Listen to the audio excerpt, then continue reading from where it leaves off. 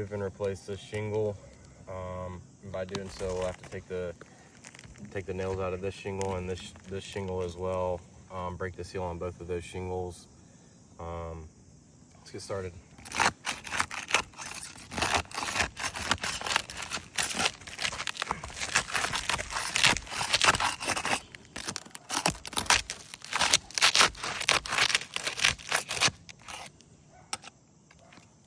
Look, I wasn't even able to get my knife completely up underneath the top shingle to get these nails out. I'll keep going just for a little bit, see if there's anything else that may pop up while we're doing this. Trying to be as gentle as possible, use the correct tools for each portion of the replacement, but let's keep going.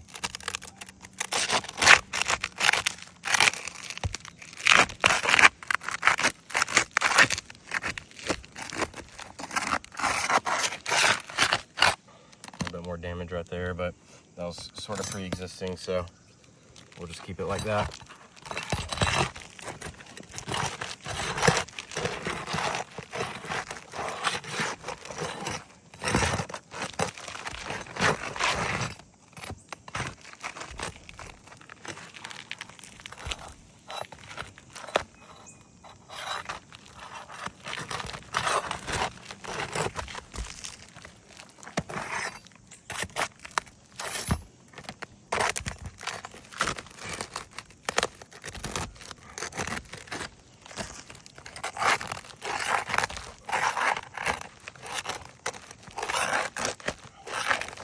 Again, we're not lifting up more than 45 degrees, and you can see it's still just completely ripping and destroying the shingles.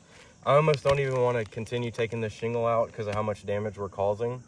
It's just going to cause potential leaks. The roof is double layered as well, so there's multiple holes up underneath here that we need to be cautious and wary of.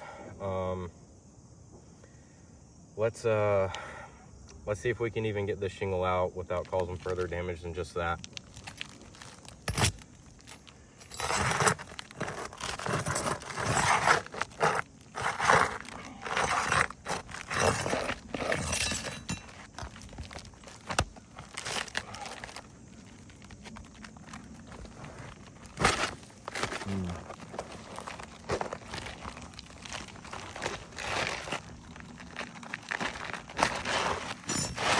All right, so I got that one out. Now let me show you something real quick, guys.